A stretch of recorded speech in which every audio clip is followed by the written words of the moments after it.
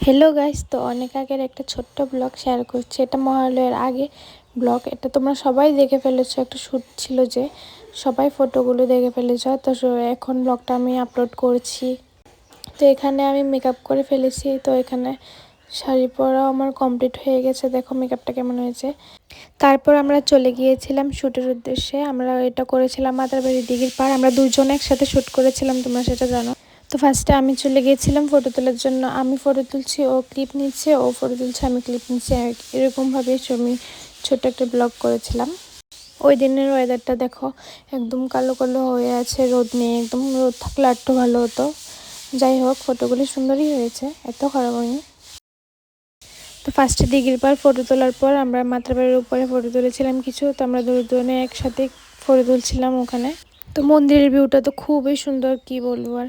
তো টাটা, এখানে ব্লগটা শেষ করছি। দেখা হবে নেক্সট ব্লগে।